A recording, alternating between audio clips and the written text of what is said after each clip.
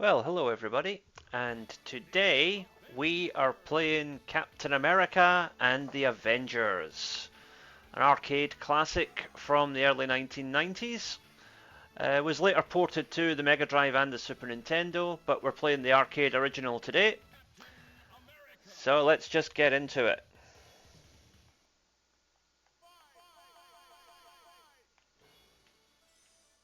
And we'll go with the big man himself, Captain America.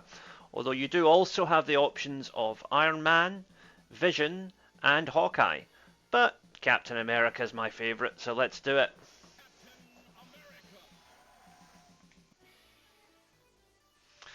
And here's the villain of the piece, the Red Skull. And he's assembled a whole load of Marvel bad guys, some well known, some lesser known, to take down the Avengers.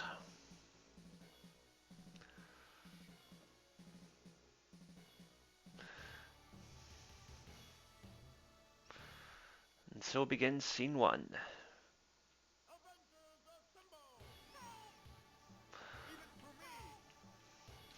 Some of the dialogue is a bit strange in this. Bear in mind it was a game created in Japan, and some of the wording is going to be a little bit off.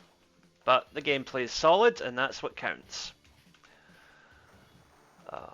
Lovely big artwork of the Avengers there, which wasn't in the Mega Drive version from what I remember. And the energy system here works a little different from most games. You'll see there's a counter at the top there, and every time I take damage that counter decreases, and of course when it hits 0 that's when I lose a credit. But I do have the option of using my credits to top up, like so. So you don't actually need to wait until your energy runs down to refill. Now we come up against Claw and the living laser. MCU fans will remember that Claw was in the first Black Panther movie. Quite an underutilized character in my opinion. But he's very much reduced to cannon fodder material here.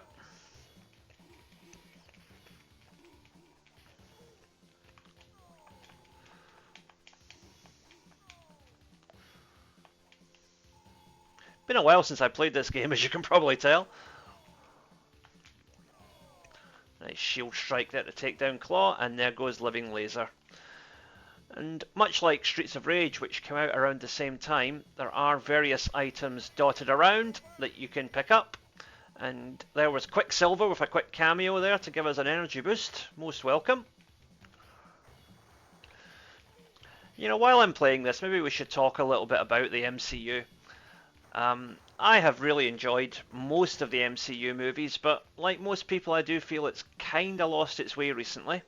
But that first batch of movies were all pretty good in my opinion, and my personal favourite is Captain America: First Avenger. I like Captain America for pretty much the same reasons that I like Superman. He's just an unashamedly good guy. Bit of a Boy Scout, you might say, but you know what? He does the right thing, and he sticks to it, and he doesn't compromise that. And that's something that I think we all need today. This is the Whirlwind. I couldn't tell you where he figures into the comics, because, to be honest, this is the only time I've ever seen the character.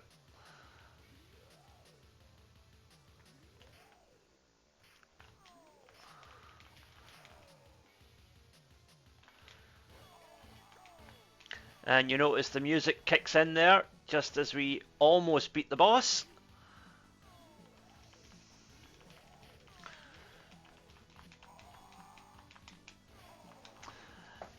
And so, as I was saying with the MCU, at the time of recording this, it has just been announced that Captain America, Steve Rogers, is coming back.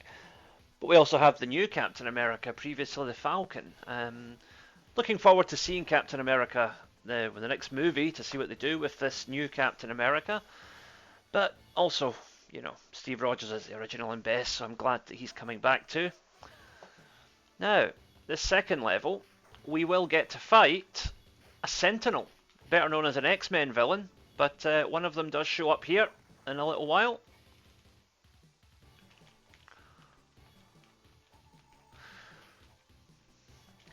And pretty simple game to play this, because all you really need are two buttons, which if you press together you'll use your projectile attack, and then you have a jump button and a basic attack button. So pretty straightforward stuff. Again, simple but fun. And yeah, I do think the one issue I have with the MCU is obviously Robert Downey Jr. was the perfect casting as Iron Man, Tony Stark. He just, he totally killed it. But I wish that the Avengers had been built around Captain America, because to me he is Marvel's Superman. He is what being a hero is supposed to be all about, supposed to represent. And Tony Stark was a good guy, but I do believe that Steve Rogers is where it really, the embodiment of a hero is what he's all about.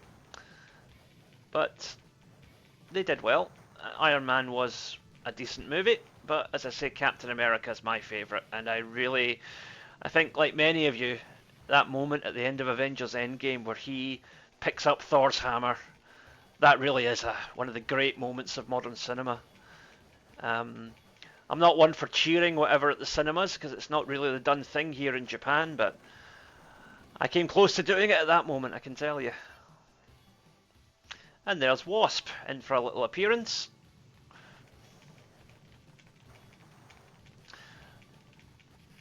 A lot of the enemies here, like a lot of these Japanese games of the era, are kind of nondescript, just cannon fodder basically, and then you will fight named villains at various points throughout the level.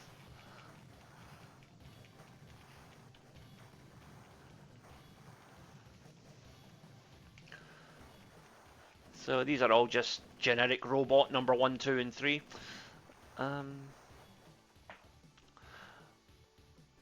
And now I believe it's time for us to fight the sub-boss, and there he is, a Sentinel. Just known as Giant Robot at this point. I'm guessing perhaps Data East didn't have the rights to the X-Men characters, but we all know that's a Sentinel, let's be honest.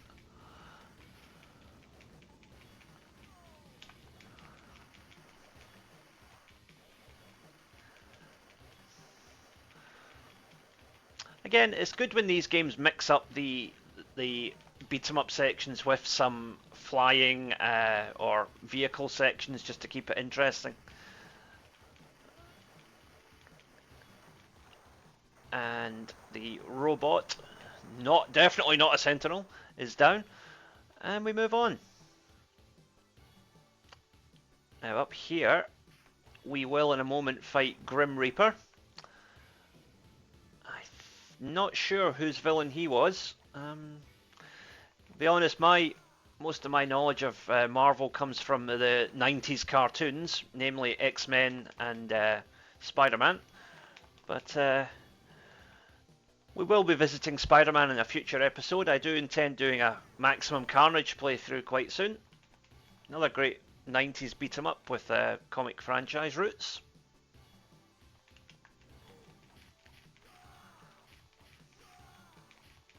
Some really good sort of comic style imagery when you hit the bad guys here, with the sort of a Adam West Batman style thwack signals coming up and whatever.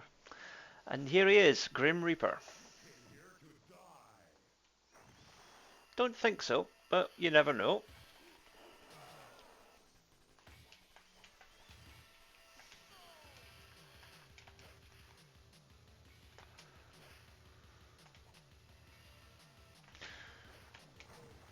This is a pretty simple boss. Things get a bit tougher in level 3 when we have to clash with the Mandarin, the primarily Iron Man villain. Again, there's that lovely Avengers theme tune kicking in, because we've almost got the boss down. But yeah, I'm looking forward to seeing Doctor Doom in the MCU as well, because I often think that with a lot of comic books, and you can say the same thing about Superman and Batman as well. Often the villains are what really make the story.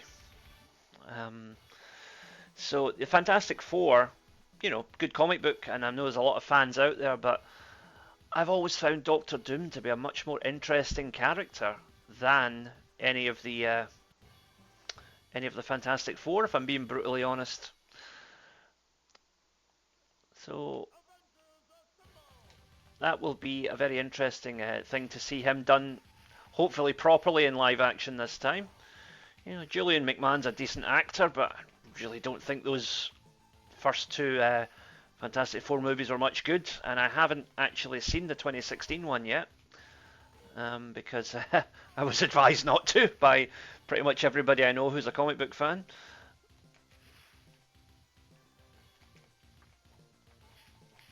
Of course, Fantastic Four coming in raises the question: will we get Galactus eventually? I do think that Galactus is a bit like Unicron in the Transformers franchise. The villain is so big in scope that it's almost unfilmable.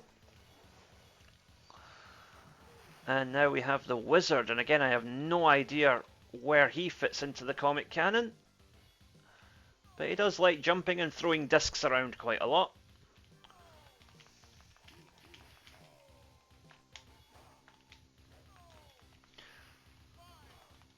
Top up our energy a little bit there. We were getting a little low. Again, this is not an expert playthrough. This is just showing you the game and giving you my thoughts. I am not one of these no-hit playthrough guys.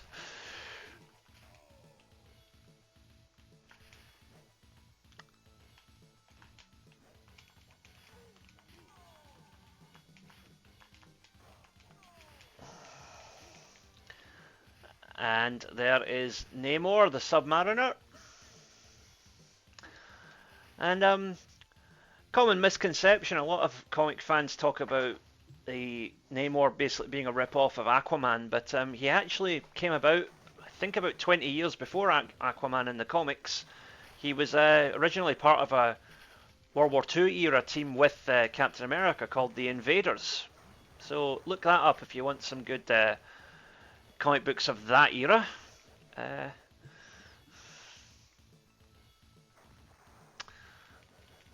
Again, this is the same level design as the Mega Drive version, but it is laid out so much more beautifully.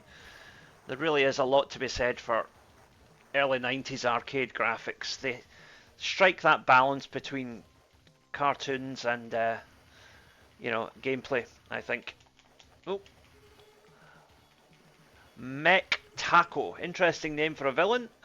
Taco is of course Japanese for octopus, so I'm guessing something got lost in the translation, localization there. They just literally put the word taco into English instead of translating it to octopus. But hey, it's a chance for people to learn a wee bit of Japanese, and that's not a bad thing. And our Mech Taco has been taken down. And now we head into the main chamber of the Mandarin's base.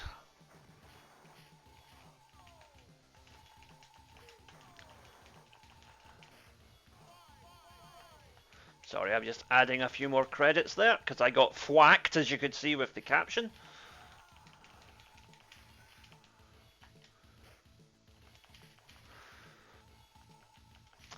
A lot of modern day video games are all about realism and being gritty and whatever, and I like a bit of just cutting loose and being completely comic with it. There's definitely a place for that too. Thank you, Quicksilver.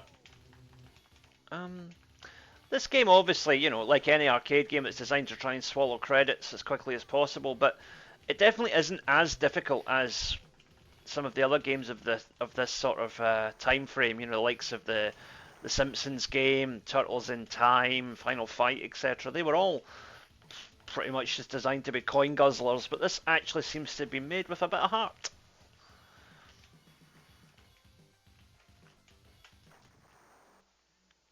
And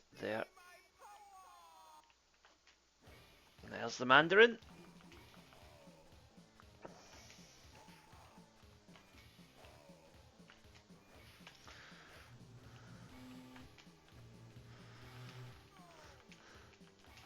I have to admit, that was one of the most disappointing areas of the MCU. They really did the Mandarin dirty with that whole bait and switch in Iron Man 3. Apologies if you haven't seen that film yet, but you're not missing much.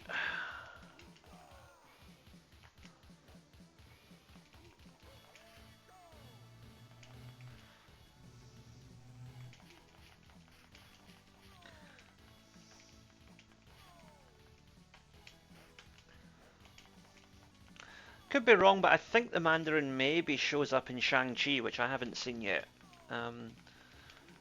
That's one of those films. It's, I've heard it's a good film, but it's just not a character I particularly know much about or I'm particularly interested in. But I'll check it out at some point.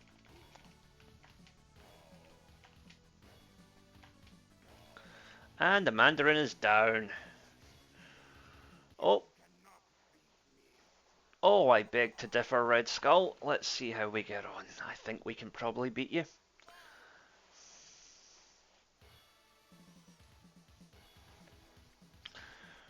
So, Red Skull wants to build a moon base. Looks like we're going to the moon, people.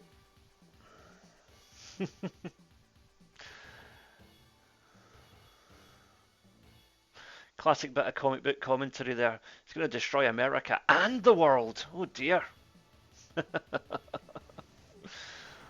But, of course, it's always funny to see these, supervillains are sometimes, a well-written supervillain can be terrifying, but then sometimes you see things like that and you think, okay, so you're going to blow up the world, but what are you going to do after that? What's the point of conquest if there's nothing left for you to rule over? Didn't think this one through, did you, Red Skull?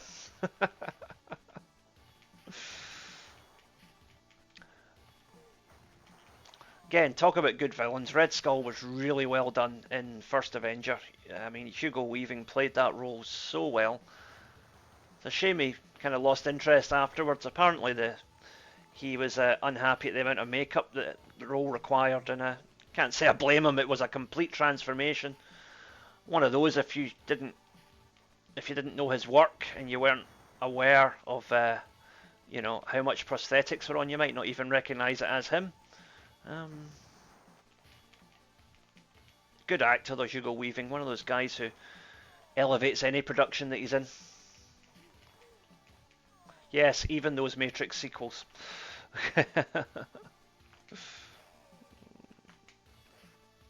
And this is the Juggernaut, another primarily X-Men villain, but who has clashed with the Avengers on different occasions. Not known for his intellect, but can certainly land a punch. We'll probably have to do a playthrough of X-Men vs Street Fighter at some point to show you Juggernaut in all his glory.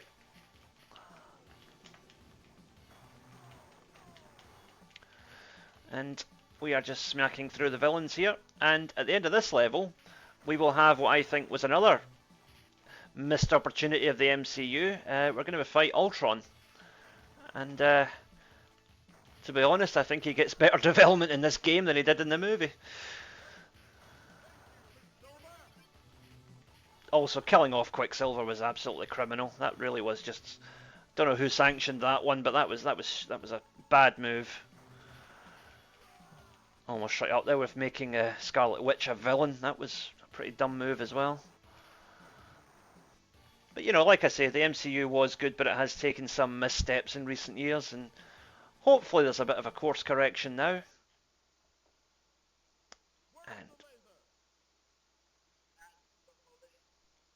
And there is Ultron.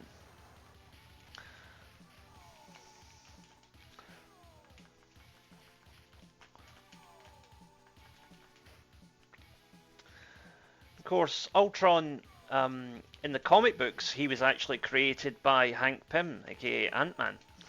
whereas in the MCU it was implied that it was Tony Stark's experiments with AI that created him. So um, you know, it's a case of sometimes changing a character's origin actually doesn't really affect things that much, because I don't think it really changed the character, and it fitted more with the story that the MCU was trying to tell at the time.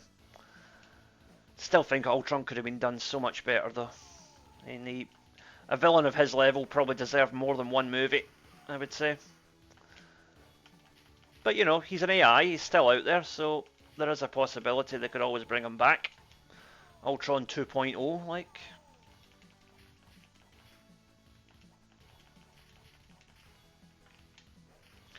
And Ultron is down, so we move on now to the final level.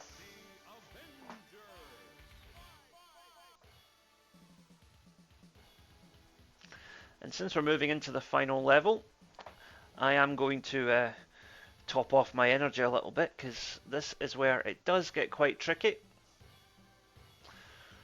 The end of Red Skull. We start off with a flying sequence here, because we are in space, of course, and we're headed to the moon.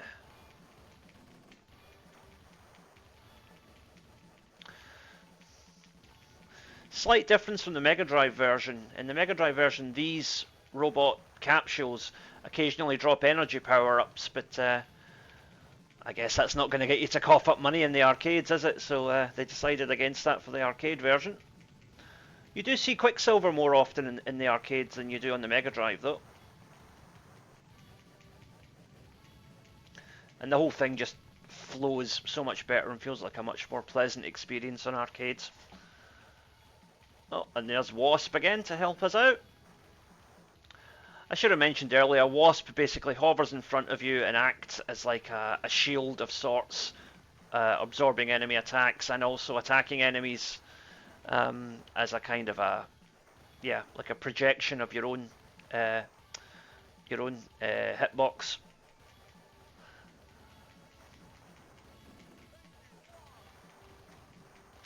A nice touch as well, that when the Wasp goes away, you hear your hero say thank you. Just, you know, good manners cost nothing, especially if you're an Avenger. And now it's time to take out the laser cannon.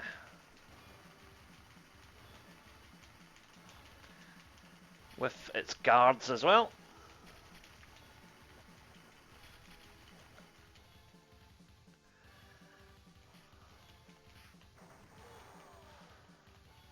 We'll soon be done here. These guys with the guns are a little bit tricky though. There we go. The laser cannon is destroyed. And now we have basically a mini boss rush coming up once we break through this wall. We will once we take care of a few more fodder villains. Slight difference there. In the Mega Drive version, if you double tap, you will automatically do a sliding attack if you double tap the direction. But in the arcade version, you actually have to press the attack button after running to do a shield barge, or a shoulder barge if you were playing as one of the other characters. Or I think it's a slide if you are Hawkeye.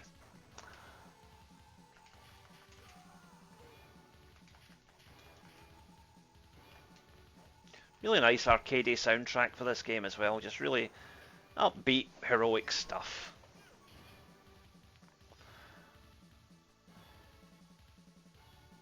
Now we're sliding down towards one of the boss areas. Yep, there he is, Crossbones. Another villain who was kind of wasted in the MCU. If you want a good representation of Crossbones, I recommend playing the recent Midnight Suns game for PlayStation 5.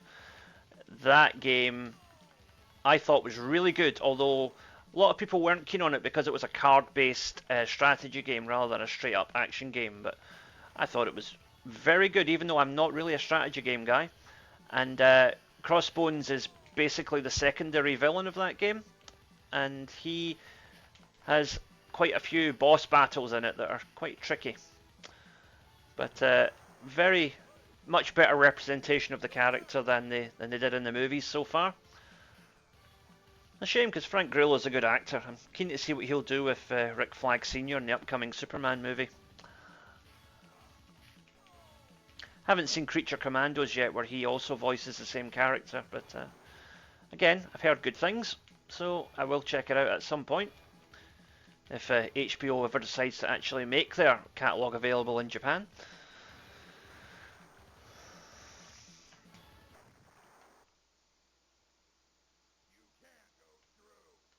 And here's Crossbones. He has some pretty nasty knife attacks, and these mines will home in on your location, so you've got to be careful of those.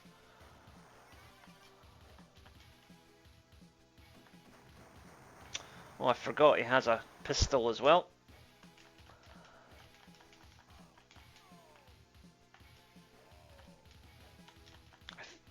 Best way to take Crossbones out is probably from distance, because as you see, when you try and mix it up with him, he just pulls a weapon out and smacks you with it. So, in saying that, you can sometimes run in a combo if you're quick.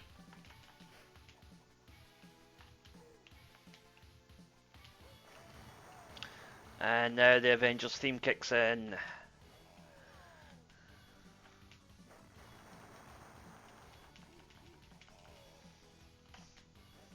One thing this game was missing was Spider-Man, but of course, I think he was licensed to a different developer at that time.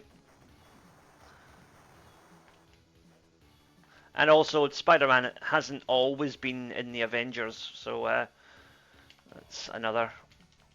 Be honest, I'm much more of a DC guy than a Marvel guy when it comes to comic lore, but yeah, I'm pretty sure Spider-Man is one of those heroes who, more often than not, tends to work alone.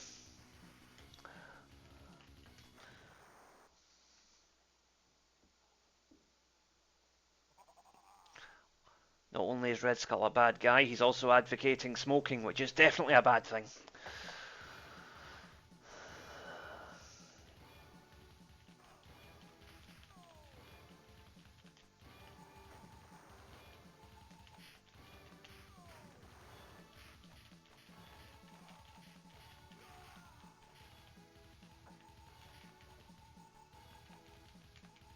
And of course, this game came out at the time when there was a big push in arcades with like the whole "say no to drugs" message and whatever. So I think it probably is quite a deliberate choice to have Red Skull there with an oversized cigarette. Now, this first Red Skull stage is actually quite easy, because all he really does is that flying jump kick. And if you just keep him at distance, you can just shield bash your way through him. But of course, this is not Red Skull's final form.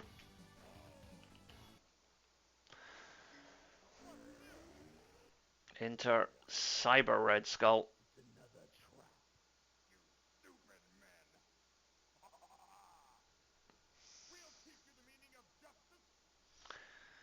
Again, good game, bad dialogue.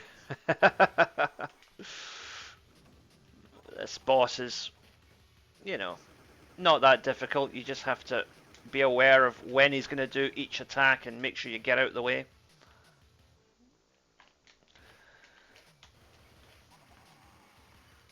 So, Mecha Red Skull as he's called. Or Mech Skull to his friends.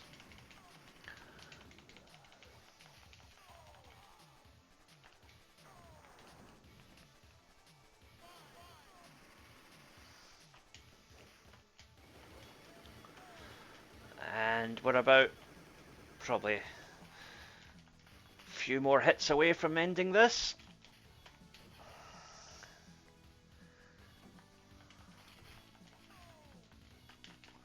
And of course, we're going to finish him off with Captain America's shield, because that is the only way you can take down Red Skull. Got to be comic accurate here. There we go.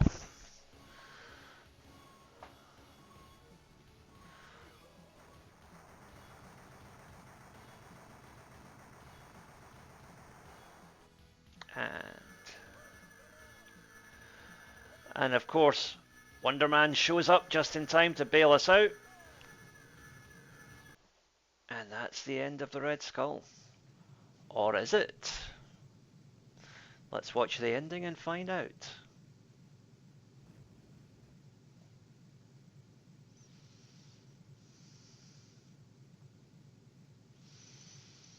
Our heroes escaped just in the nick of time. Because there goes the moon base.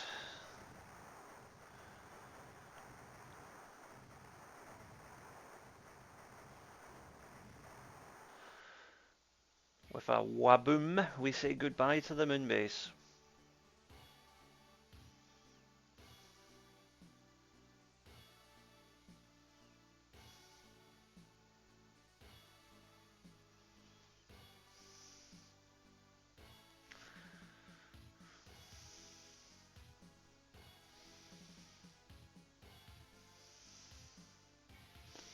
Yep, and of course that's what they say, the hero's battle never ends, and such is the case with the Avengers. Hence why 35 years after this game came out, we still have Avengers movies in production, and we still have comics to read.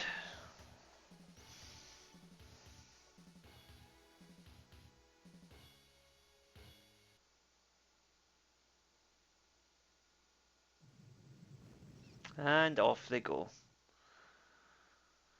But wait, what's this?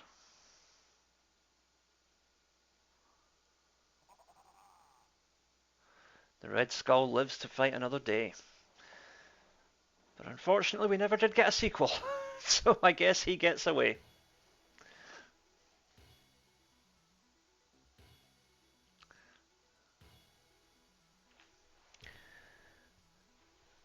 And it's interesting to note that this game came at a time when, you know, Marvel movies basically didn't exist. You had that 1990 version of Captain America, which was, although I thought was a, you know, good, simple, fun movie in its own right, was not very well received at all and was very low budget. I think at this point you'd also had Dolph Lundgren's version of The Punisher, which, you know, again, I think is quite underrated, but is not held in particularly high regard. You can really, people talk about the X-Men movies as being the ones that made, you know, put Marvel on the map, so to speak, cinematically, but for me, Blade, Wesley Snipes as Blade was what started it. 1998, I remember seeing that movie. I was too young to go and see it in the cinema, so saw it on home video at the time when it came out, and that was, still is, one of my favourite movies of the genre. He was just born to play that character. I'd seen him before in Passenger 57, and I thought, this guy's a real deal. And Blade was just the perfect role for him because he could showcase his martial arts talent, his attitude, and yeah, I mean, we're going to get another Blade film soon, but I think, a bit like Christopher Reeve as Superman, it's going to be very hard for whoever plays Blade in the future to top what Wesley Snipes brought to the character. But in the meantime, we have the Avengers.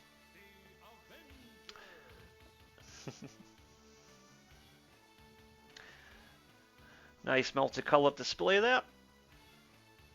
Again, this was not in the Mega Drive version.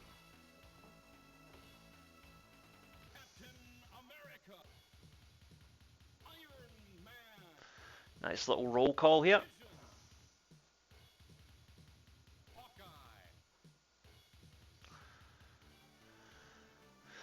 And our sub characters as well. Quicksilver, Wonder Man, Wasp, Namor, or Submariner as he was called in those days.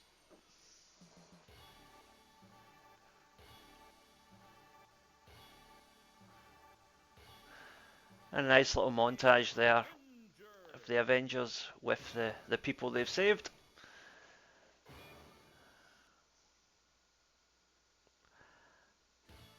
And that concludes our playthrough for today. So thank you everybody for watching. and I will see you next time. In the meantime, please check out my other videos, like and subscribe, and once again, thank you for watching.